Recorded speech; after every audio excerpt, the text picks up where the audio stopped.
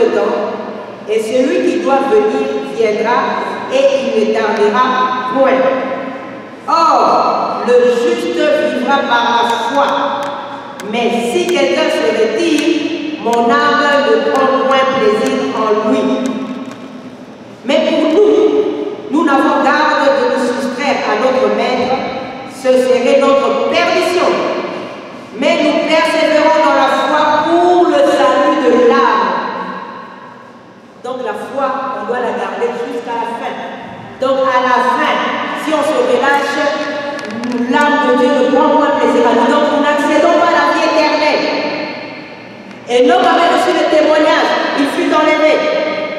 Paul dit qu'il a gardé la foi, malgré les obstacles. On ne peut pas parler de la foi sans parler de la persévérance. Donc quels que soient les obstacles, on tient bon parce que c'est jusqu'à la fin. Si on se relâche en cours de route, on manque le but. Que personne ne nous trompe. J'ai déjà entendu aussi cette doctrine-là. Que personne ne nous trompe en disant que le salut ne se perd pas. C'est faux. On peut perdre, parce que si on peut abandonner la foi, donc on peut perdre le salut. Donc c'est très important. Nous devons être vigilants. Nous sommes dans les derniers temps. Le retour de Jésus est imminent. Alors que fait le diable? Il accélère les tentations pour que les gens aillent en enfer. Vous savez, quand Moïse est parti voir Pharaon, la première rencontre entre Moïse et Pharaon, quand Moïse a dit à Pharaon, je suis venu, Dieu m'a dit, libère mon peuple. Qu'est-ce que Pharaon avait fait? Dans cette colère-là, il a accéléré les travaux, il a accéléré la souffrance des enfants d'Israël. C'est ce qui se passe en ce moment. Puisque le retour de Jésus est imminent, le diable accélère les tentations. Donc nous devons être vigilants, garder la foi. C'est très, très, très important. Soyons vigilants. Il faut veiller et prier afin de ne pas tomber dans la tentation. Regardez l'accélération de Satan. De plus en plus, vous allez remarquer, dans les pays, les lois anti-bibliques sont de plus en plus votées. Donc de plus en plus, les enfants de Dieu seront coincés. Ils seront de plus en plus coincés dans les écoles. Regardez les lois pour que les hommes se marient avec les hommes, les femmes avec les femmes. De plus en plus, les enfants de Dieu seront coincés dans ces choses-là. Il y a dans certains pays, ils ont même voté des lois sur le sexe. Donc ça veut dire qu'un enfant né, on n'a pas le droit de dire qu'il est fille bien, que c'est un garçon. Qu'elle est fille bien, que c'est un garçon. Qu'on laisse l'enfant comme ça, que l'enfant grandisse, et puis quand il sera grand, lui-même, il va choisir. Imaginez-vous quelle abomination. Donc de plus en plus, quand les enfants vont commencer à aller dans les écoles, ils n'ont pas le droit de dire qu'ils sont filles ou qu'ils sont garçons. Tout ça pour emmener les gens dans le péché. Pour que maintenant les filles fassent des opérations pour devenir des garçons, les garçons, c'est de plus en plus. En Australie, je pense qu'ils ont voté qu'il y a un troisième sexe. Alors que Dieu avait créé hommes et femmes. C'est grave, mais de plus en plus. Donc ça, c'est l'accélération du diable pour emmener les enfants de Dieu à avoir de plus en plus d'être coincés. On aura vraiment des difficultés, je vous assure. Ce n'est pas pour dire de mauvaises nouvelles, mais c'est la réalité. On aura de plus en plus de la difficulté à évoluer dans ce monde si nous voulons garder la foi. Donc, il faut faire très attention. Nous devons nous préparer à ça. Regardez, les méthodes, même les méthodes de contraception. Il faut que j'en parle, qu'on propose aux femmes. Mais on adopte des fois les méthodes de contraception sans vérifier. Qu'est-ce que ça fait exactement dans le corps? Mais ça nous pousse au péché sans le savoir. Parce que nous voyons juste la science. Ah, c'est beau, c'est la science. Mais qu'est-ce que ça fait en réalité? Le Seigneur m'a parlé de ça, je dois parler de ça. Dans la contraception, il y a deux façons. Il y a la contraception et la contragestion. La contraception, c'est quand ce moyen qu'on utilise empêche la fécondation de l'ovule. Donc l'ovule ne peut pas être fécondé, donc ça, il n'y a pas de problème. Mais il y a la contragestion. Donc ça veut dire que l'ovule est fécondé, mais ce moyen-là vient empêcher, donc tuer l'ovule qui est déjà fécondé. Vient empêcher la nidation de cet ovule fécondé dans l'utérus. C'est un meurtre, c'est un avortement, qu'on ne le sache pas. Alors les enfants de Dieu, soyons vigilants avec ces choses. Parce que quand tu fais ces choses, Peut-être on va dire, mais non, on exagère. Nous allons lire le psaume 139. Que dit la parole de Dieu? Parce que tout ce que nous faisons qui n'est pas en accord avec la parole de Dieu, faisons attention. C'est de plus en plus subtil, mes frères. Psaume 139.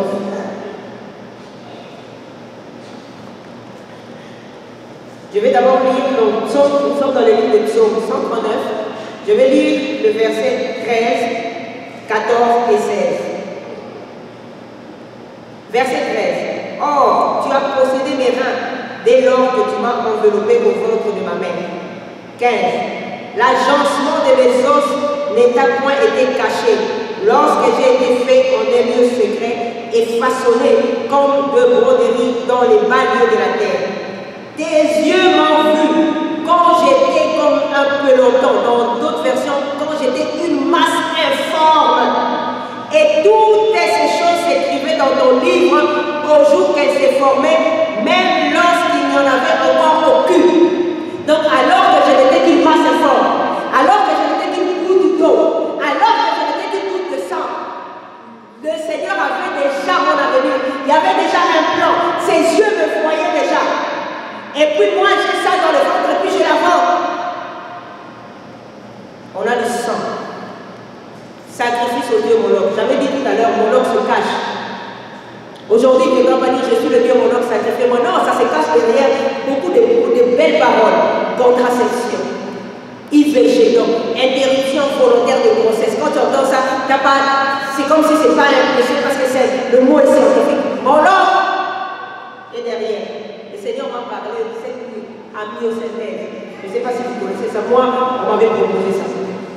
Donc, quand une femme a 35 ans, à partir de 35 ans et plus, et qu'elle tombe enceinte, la science dit, c'est pas la parole, hein, la science dit qu'il y a des risques qu'elle donne naissance à un enfant normal ou trisomique.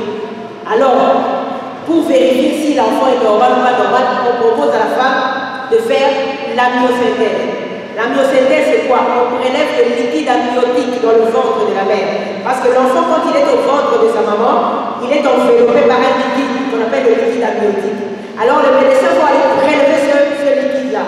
Et quand ils vont prélever ce liquide-là, il y a des chances d'avortement, de fausse couche. Donc, c'est 50-50. Alors, un enfant de Dieu, tu n'as pas la foi que Dieu va te donner un bon enfant, tu vas aller accepter la myosynthèse et si la grossesse. Donc si tu perds ton enfant, c'est un avortement. Le Seigneur m'a dit, sacrifice au Dieu Moloch. Parce que tu savais qu'il y avait risque d'avortement. Et tu le fais quand même. Et c'est comme ça que Moloch se cache derrière les mots comme ça. Toi tu penses que non, c'était la myosynthèse et puis j'ai fait une fausse couche. Tu as avorté.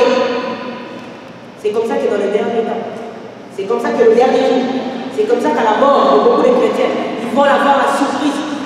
Au lieu que les anges viennent les chercher, ce sera des démons. Ils vont dire, mais moi j'ai jamais péché, j'ai jamais fait ceci, mais tu as péché, tu as avorté. Volontairement ou involontairement, tu as participé à ces choses.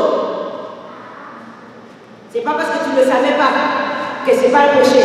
La Bible dit, au C4-6, mon peuple périt faute de connaissance. Donc c'est pas parce que je ne sais pas quelque chose que j'ai une excuse. Non, tu péris. Et tu as rejeté la connaissance. Parce que ce sont des choses qu'on est censé savoir. Est-ce que si, par exemple, je ne connaissais pas une loi et qu'on m'arrête, je peux dire au policier, non, moi je ne savais pas cette loi. Nul n'est censé ignorer la loi.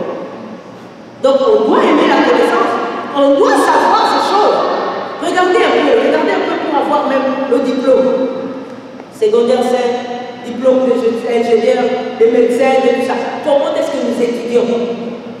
En un laps de temps, en 6 ans, en 10 ans, dépendamment des diplômes, en 5 ans. Regarde toute la connaissance que tu as accumulée pour avoir ce diplôme-là, des choses terrestres. Et la parole de Dieu, 20 ans de conversion, 10 ans de conversion, tu n'avances pas plus que ça, mais tu as rejeté la connaissance. Et il dit non, puisque vous avez rejeté la connaissance, je vous rejetterai. Donc les choix que nous faisons, les enfants de Dieu, nous devons aller vérifier si c'est en accord avec la parole. Il faut mieux poser des questions que d'aller s'embarquer dans n'importe quoi. Il faut qu'on se répande. On sera vraiment surpris. On sera surpris. Oh l'enfant, il y en a même, après des examens comme ça, il y a même des chrétiens, on leur dit bon l'enfant aura une anomalie. Ok, j'accepte l'avortement. Ce n'est pas la foi. Oui, la foi, la méthode. Que le Seigneur nous fasse vraiment grâce. Que le Seigneur nous fasse vraiment grâce. Nous devons vraiment comprendre ces choses. Oh Seigneur. Donc le diable vraiment est en train d'accélérer les méthodes. Il est en train d'accélérer vraiment les méthodes et beaucoup d'enfants de Dieu sont en train de tomber dans les choses du diable et ne se rendent pas compte. Il nous présente, par exemple, dans la convoitise, de plus en plus, regardez de plus en plus, telle chose sort, et puis finalement une autre chose sort, et on veut de plus en plus posséder les biens, on est envahi, les publicités, tout ça, on est envahi, ça nous distrait. Ce n'est plus question de foi, c'est la convoitise. J'avais telle chose de telle marque, il y avait telle option, et puis après il y en a une autre qui sort avec une autre option, je dois la voir, on est parti de la convoitise, ça n'a rien à voir avec la foi. Les gens accumulent les biens.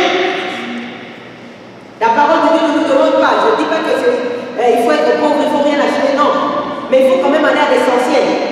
Un enfant de Dieu, tu accumules des choses qui ne sont même pas utiles alors qu'il y a des pauvres qui meurent, alors qu'il y a des veuves qui n'ont pas de personne pour les aider. Ce n'est pas la foi. C'est pour satisfaire des besoins et des désirs charnels. Et de plus en plus, nous tombons dans ce piège. Tu achètes telle chambre de télé, après il y a une autre, je ne sais comment tu sors, et puis tu cours vite. Mais finalement, et dans les choses éternelles, quand est-ce que tu vas investir? Nous oublions notre mission. Nous nous focalisons sur les choses terrestres. C'est ça la séduction à ce moment-là. Oh, c'est l'apostasie. Et vous savez c'est quoi l'apostasie? C'est l'abandon de la foi. Et nous sommes dans les temps, on avait dit dans les derniers temps, les derniers jours avant le retour de Jésus seront caractérisés par l'apostasie. Mais l'apostasie, c'est l'abandon de la foi. Donc c'est vraiment important, les enfants de Dieu, que nous puissions en savoir beaucoup sur la foi. Sinon, nous passons vraiment à côté de notre salut. On dit aux gens, on fait une offrande de foi. Fais une offrande de foi, tu auras ceci. Ce n'est pas la foi. Les gens qui font des offrandes, je sème 1000 dollars pour avoir 1 million, ce n'est pas la foi. Pour avoir 100 000, ce n'est pas la foi. Autant la personne qui demande de faire cette semence et la personne qui fait cette semence, ces deux-là, ils n'ont pas la foi. Parce que premièrement, la personne qui te demande cette semence-là, c'est pour sa poche. Où est la foi là-dedans? Parce que cette personne ne s'attend pas à Dieu, mais s'attend à toi. Il vient, il dit de belles paroles. Oh oui, il dit quelqu'un fait ça, fait ça, fait ça. Alors ça touche les émotions, tu viens, tu sais. La personne qui te dit ça n'a pas la foi, la personne compte sur ta poche. Donc la personne se nourrit par ton labeur. Toi tu vas travailler et puis lui vient t'embobine avec tes belles paroles et puis tu donnes. Tu n'as pas la foi. Et l'autre qui va donner comme ça, c'est pas la foi non plus. C'est pas la foi non plus. Parce que est-ce que c'est Dieu qui t'a dit de s'aimer? La foi c'est toujours en accord avec les promesses de Dieu. Est-ce que c'est Dieu qui t'a dit de faire cette semence-là? C'est parce que toi aussi tu veux la facilité. Je sème plus si j'aurais 100. Facile. On te fait miroiter ça. Mais non, est-ce que tu vis forcément selon la volonté de Dieu? Est-ce que c'est Dieu qui t'a dit de faire cette semence-là? Si ce n'est pas Dieu, donc tu ne réponds pas au désir de Dieu, mais tu te réponds au désir d'un homme. Ce n'est pas la foi. Et c'est ça que le diable est en train de dire. Donc partout, il touche partout. Dans les assemblées, il touche. Dehors, il touche. Donc il accélère de plus en plus ces tactiques. Ça devient de plus en plus dur pour les enfants de Dieu. La Bible dit ceci, que Jésus, dans Hébreux 12, 1 à 3, Jésus est l'auteur et le consommateur de notre foi. Donc la foi vient de lui, parce que lui, il est la parole. La foi vient de lui. Et le but de la foi, c'est encore lui. L'auteur et le consommateur. Maintenant, moi, je vais donner une sémence pour que quelqu'un d'autre consomme. Qui a consommé ma foi? C'est Jésus ou bien c'est cette personne-là? Donc, ça n'a rien à voir. Vous voyez bien que ça n'a rien à voir. Mon acte de foi pour satisfaire lui. Donc, c'est l'autre personne qui a consommé ma foi. Donc, on ne peut même pas appeler ça la foi. Parce que la foi, c'est Jésus. Donc, vraiment, nous devons vraiment faire attention. Même, je voulais même dire la personne qui va donner sa sémence comme ça pour avoir béni. Si vraiment on examine bien, parce que la Bible dit l'homme spirituel juge de tout. On doit tout examiner. Si vraiment on examine bien, la personne fait ça par intérêt. Donc je donne 1000. On m'a dit je donne 10. C'est pourquoi les gens quand on leur dit que c'est pas vrai cet évangile-là, ils ne veulent pas. Parce qu'ils ont un esprit d'intérêt. Est-ce que l'esprit d'intérêt est en accord avec les Écritures? Non, ce n'est pas la foi. Les joueurs de bingo. Vous voyez un peu, c'est vraiment subtil. Et les gens ne se rendent même pas compte. Ils diront Seigneur, Seigneur, mais j'avais donné le Seigneur, et là je ne t'ai pas donné. Tu ne m'avais pas donné, tu avais donné ça à un homme. Moi je n'étais pas l'auteur de ta foi. Je n'en étais pas non plus le consommateur. C'est grave. Barnabas, lorsque l'église a commencé, il a vendu son livre. Toute une livre, il a vendu. Il a donné ça aux apôtres pour l'œuvre de Dieu. Est-ce que la Bible nous dit qu'à Barnabas avait eu 1000 livres? Il a serré 1000 livres et puis il en a eu 100? Pas du tout. Il a commencé à faire des voyages avec Paul, c'est tout. Donc il a semé dans l'œuvre de Dieu sans rechercher. Donc par amour pour les frères, par amour pour Jésus. C'est tout ce que la Bible nous demande. Maintenant, si Dieu veut me donner, il me le donnera. J'ordonnerai la bénédiction de vous suivre. Et non pas de faire des semences de Caïn. La fois passée, le Seigneur m'a parlé, il a dit il y a des semences, ce sont les offrandes de Caïn. Le Seigneur n'agrée pas les offrandes de Caïn.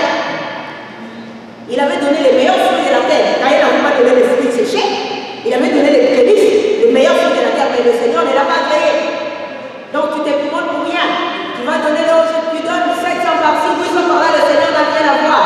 À la fin, ne lui demande pas de compte parce que tu ne l'avais pas demandé selon lui.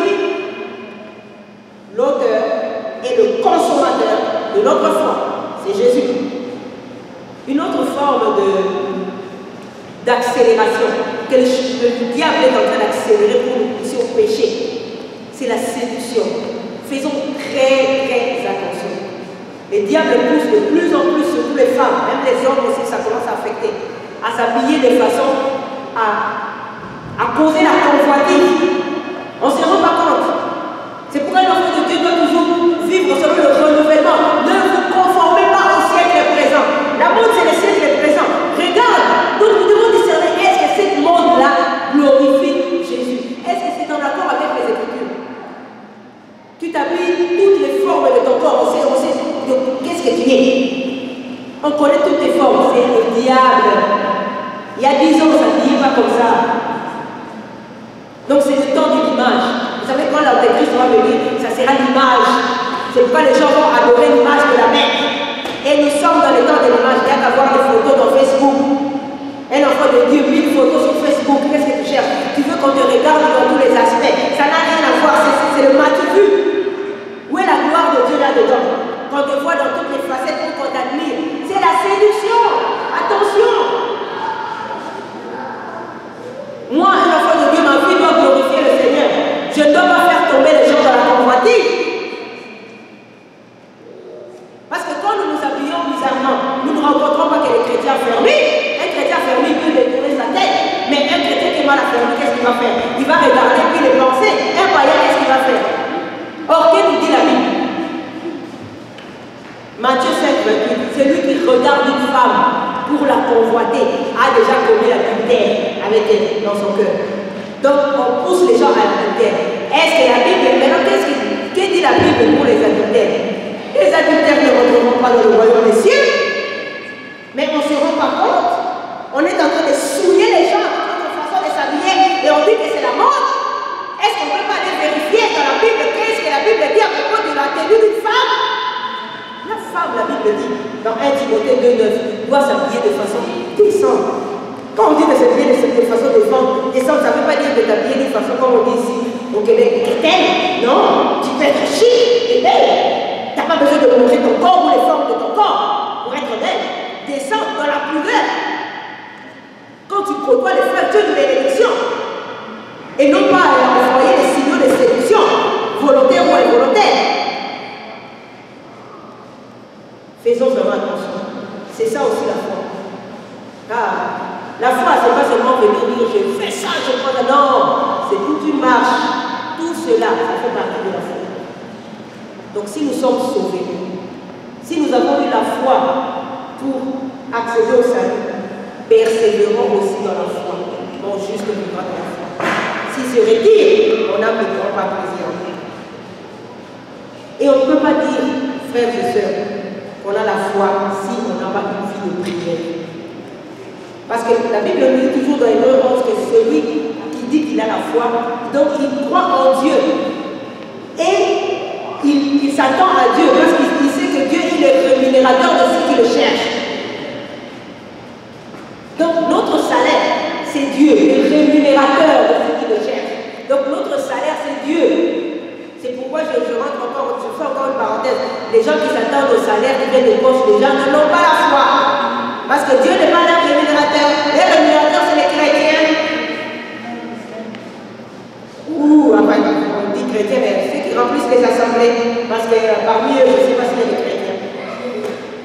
Donc, quelqu'un qui a la foi, c'est quelqu'un qui va dans la prière. Quand quelqu'un aime la prière, quelqu'un qui va dans la prière, c'est quelqu'un qui s'attend à Dieu. Mais c'est la foi. Parce que tu t'approches de Dieu, tu sais qu'il va te répondre. Parce que quelqu'un, je ne pense pas que quelqu'un va aller dans la prière juste pour aller dans la prière. On s'attend à Dieu, on va dans la prière. Donc c'est très, très, très important. Quand je dis la prière, prier dans la vérité. Parce qu'il y a des prières, on ne sait pas. C'est des incantations. Parce que quand tu dis que tu pries et que ta vie n'est pas en règle avec la parole, ce n'est pas des prières, c'est des incantations. Donc quand je parle de la prière, c'est la vraie prière dans la vérité. Donc quelqu'un qui est dans l'intimité avec Dieu, c'est un homme de foi. Regardez Moïse. Il était capable d'aller 40 jours, 40 nuits sans manger, sans boire. Je n'en fais pas une formule, mais c'est pour démontrer l'intimité de Moïse. Donc un homme de foi comme Moïse, c'est un homme de prière qui s'est allé dans la présence de Dieu. Abraham, on l'appelait l'ami de Dieu, un homme de prière. Jésus lui-même était un homme de foi. Parce que la Bible dit qu'il précédait l'aurore. Donc on entendait juste le cri pour savoir où était Jésus. On entendait juste le cri. Et on savait qu'il est là-bas, parce qu'il était dans la prière.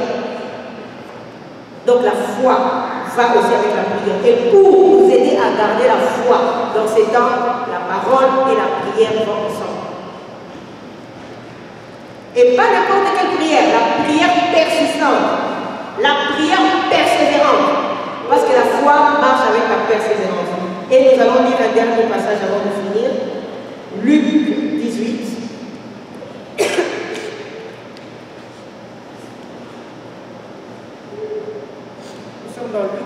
Dans le livre de Luc 18, nous allons lire des versets 1 à 8. C'est notre dernier verset avant de finir.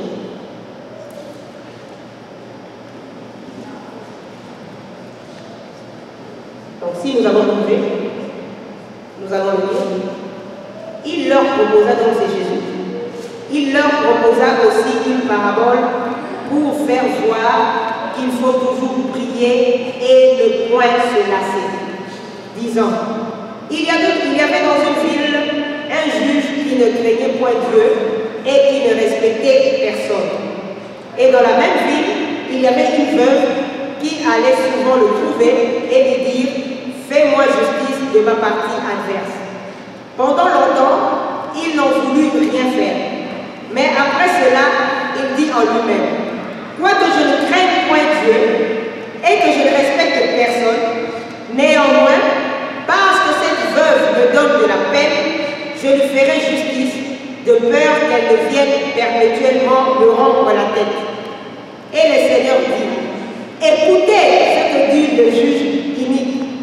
Et Dieu ne vengera-t-il point ses élus qui crient à lui jour et nuit, quoiqu'ils diffèrent de vérité pour l'amour d'eux? Je vous dis que bientôt il les vengera. Mais quand le Fils de l'homme viendra, pensez-vous qu'il trouvera de la foi sur la terre? Quand le Fils de l'homme viendra, trouvera-t-il de la foi? Donc va-t-il nous trouver en position d'attente? Va-t-il nous trouver en position de prière? C'est Jésus lui-même qui a dit ça. Il a dit, mais quand il va venir, est-ce qu'il trouvera de la foi? Est-ce qu'il vous trouvera en train de persévérer dans la foi? Est-ce qu'il nous trouvera en train de garder nos positions, malgré les oppositions, malgré le temps que ça va prendre? Est-ce qu'il trouvera la foi? On peut se poser cette question personnelle. Lorsque le Fils de l'homme viendra, est-ce qu'il me trouvera dans la foi? C'est ça la question. C'est pour que chacun réfléchisse. Ce n'est pas pour rien que le Seigneur nous parle de la foi. Parce que nous savons que notre salut en dépend. Mais réfléchissons. Il faudrait vraiment, je vous en supplie, moi y compris, que quand le Fils de l'homme viendra, qu'il nous trouve dans la foi. Sinon, tout ce que nous faisons ne servira à rien. Si nous abandonnons la foi, mais nous abandonnons notre salut. Donc que ce soit un sujet de réflexion. Que ça ne puisse pas s'arrêter là. On a écouté, mais un sujet de réflexion. De chaque jour, notre salut en dépend. Il faut que le Fils de l'homme reviendra, qu'il nous trouve dans la foi. Merci Seigneur, c'est sa parole. Nous acclamons le roi de roi.